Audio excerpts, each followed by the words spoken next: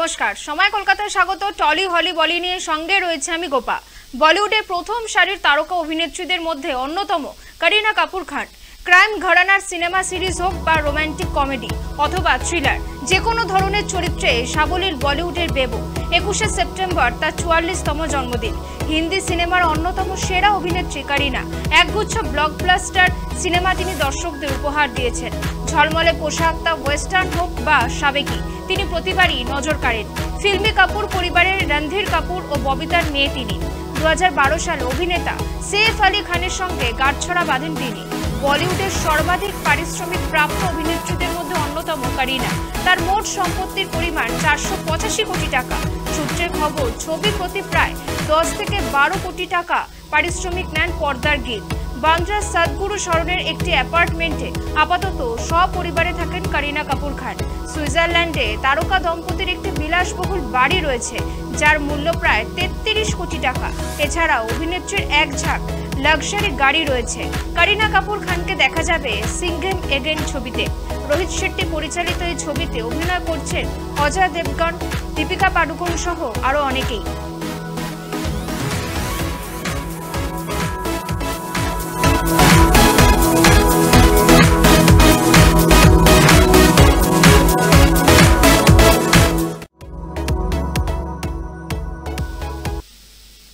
নানাভাবে প্রেমের প্রস্তাব দিয়ে চলেছেন জ্যাকলিনকে, তার কোনো উত্তরে দিচ্ছেন না জ্যাকলিন। এবার লাপাতা লেডিস ছবি সজনী রে গানটি লিখে জ্যাকলিনকে প্রেমের প্রস্তাব দিলেন সুকেশ। দুর্নীতিকাণ্ডে জেল হওয়ার পর থেকে ঠক সুকেশ চন্দ্রশেখরকে পাত্তা দেন না জ্যাকলিন। উল্টে সুকেশের সঙ্গে তার সম্পর্ককে একেবারে ঝেড়ে ফেলতে চান। অন্যদিকে জ্যাকলিনকে কিন্তু কিছুতেই ভুলতে পারছে না সুকেশ। জেলে বসেই জ্যাকলিন বন্দনায় মেতে ওঠেন তিনি। জ্যাকলিনকে প্রেমের চিঠি লেখেন সুকেশ। প্রসঙ্গত, 200 কোটি টাকার আর্থিক কেলেঙ্কারিতে অভিযুক্ত সুকেশ। তার সঙ্গে সম্পর্কের জেরে আইনি জটিলতা জড়াতে হয়েছে জ্যাকলিনকে। যদিও এর আগে আদালতে সুকেশ দাবি করে 200 কোটি টাকার আর্থিক তছরূপের মামলায় জ্যাকলিন কোনোভাবেই জড়িত নন।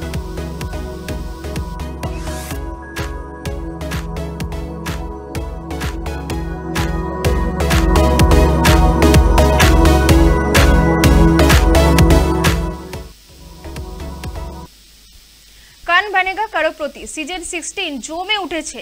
সাধারণ প্রতিযোগীদের মাঝে হট সিটে দেখা যাচ্ছে তারকাদের। শুক্রবার অর্থাৎ 20 সেপ্টেম্বর কান বানেগা করোড়পতি সিজন 16 এর মঞ্চে দেখা যায় সোনু নিগম ও শ্রেয়া ঘোষালকে। সেখানে তাদের মধ্যে বাঁধল তর্ক। কিন্তু কি নিয়ে তর্ক বাঁধে তাদের দুজনের মধ্যে? কোনটা ভালো, পানিপুরি নাকি ফুচকা? প্রমোতে দেখা যায় সোনু এবং শ্রেয়া পানিপুরি বনাম ফুচকা নিয়ে জোর তর্ক করছেন। বাংলার জামাই হয়ে অমিতাভ বচ্চন কাকে ভোট দিলেন শেষ পর্যন্ত জানেন? গোলগাপ্পাকে। এদিন সোনু প্রথম বলে ওঠেন, পানিপুরি আমার মন ভালো করা খাবার। সেটা শুনে শ্রেয়া ঘোষাল বলেন, হ্যাঁ ওটা আমার দুর্বলতা। তারপর গায়িকা ফের বলেন, পানিপুরির থেকেও ভালো একটা জিনিস আছে। সোনু এবং অমিতাভ যখন জানতে চান সেটা কি, শ্রেয়া তখনই বলেন ফুচকা। সোনু তাও বলেন তার পানিপুরি বেশি ভালো লাগে। সব দেখে শুনে অমিতাভ বলে, সব তো একই, এক জায়গায় ফুচকা বলে আরেক জায়গায় পানিপুরি বলে। সোনু তাও বলেন যে না না, দুটো আলাদা। ফুচকার টেস্ট আলাদা, পানিপুরির টেস্ট আলাদা, গোলগাপ্পার টেস্ট আলাদা। শ্রেয়া এটা সমর্থন করলেও তিনি বলেন ফুচকাই সেরা।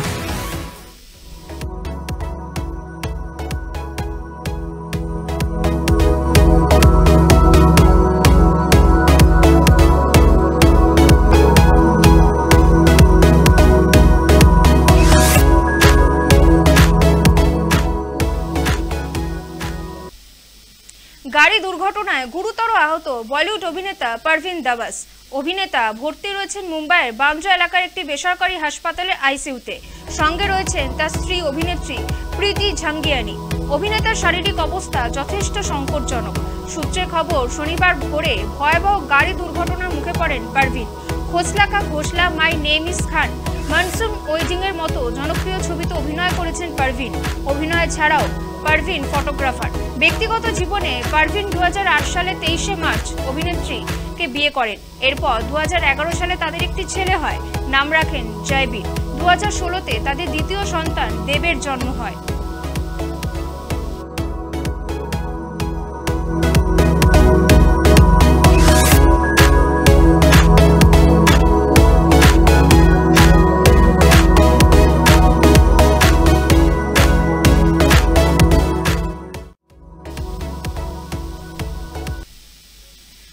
জল্পনা তো আগেই ছিল, রথের দিন তাতে শিলমোহর দেন রাজ চক্রবর্তী। এক স্যান্ডেলে এক মন্তব্যের উত্তর দিতে গিয়ে তিনি বলেন তার আগামী প্রজেক্ট পরিণীতার হিন্দি রিমেক। 2019 সালে মুক্তি পাওয়া সেই ছবি যা দর্শকদের মন জয় করে নিয়েছিল। কিন্তু প্রশ্ন, হিন্দি রিমেকে কারা থাকছেন? বাবাইদা প্রেমে পড়েছিল মেহুল, তাদের দুষ্টু মিষ্টি না পাওয়ার অভিমানের গল্প দর্শকদের মুগ্ধ করেছিল। প্রথমে শোনা গিয়েছিল 2019 সালে মুক্তি পাওয়া এই সিনেমা হিন্দিতে তৈরি করছেন রাজ। পরে আবার শোনা যায় সিনেমা নয়, পরিণীতার গল্প নিয়ে রাজ তৈরি করছেন ওয়েব সিরিজ। এবার জল্পনা, ওয়েব সিরিজের শুটিং হবে অক্টোবর-নভেম্বর মাস মিলিয়ে। শুভশ্রী অভিনীত মেহুলের চরিত্রে থাকছেন বলিউডের জনপ্রিয় অভিনেত্রী অদিতি পোহানকার। হিন্দি ওয়েব সিরিজে বাবাইদার চরিত্রে দেখা যাবে পরমব্রত চট্টোপাধ্যায়কে।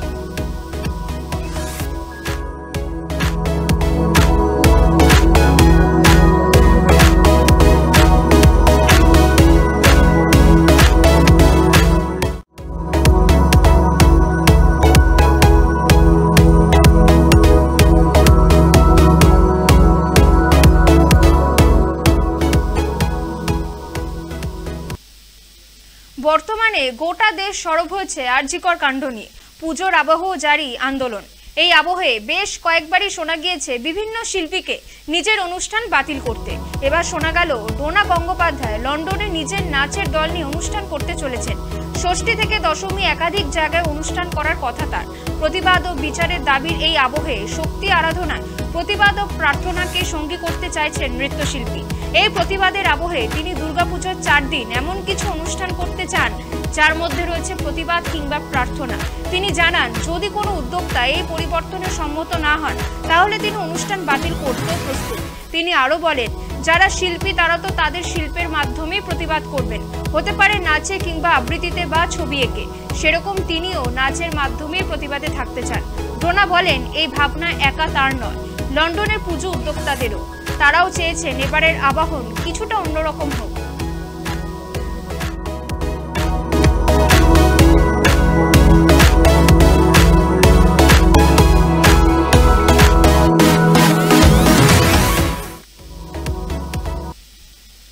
ধারাবাহিকে তাদের জনপ্রিয়তাই যেন আবার ফিরিয়ে এনেছে তাদের। ধারাবাহিক এই পথ যদি না শেষ হয়তে ঠিক যেমনভাবে জনপ্রিয় হয়ে উঠেছিল উর্মি আর সাত্তকীর জুটি, সেই রেশ নিয়ে ফের নতুনভাবে ফিরে আসছে ঋত্বিক ও অন্বেষার জুটি। আসছে নতুন ধারাবাহিক আনন্দী। 23শে সেপ্টেম্বর থেকে সন্ধ্যে 6:30 স্লটে দেখা যাবে জুটিকে।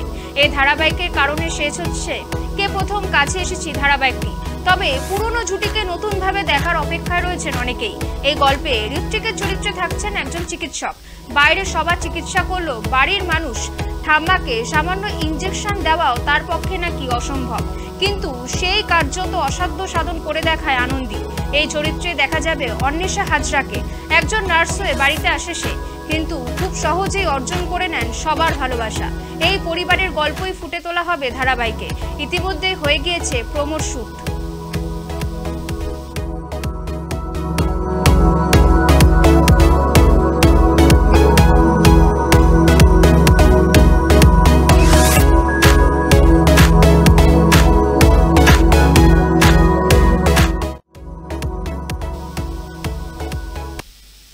টলি হলি বলি এখনকার মতন এই পর্যন্তই। অন্যান্য সব খবরের জন্য চোখ রাখুন সময় কলকাতায়।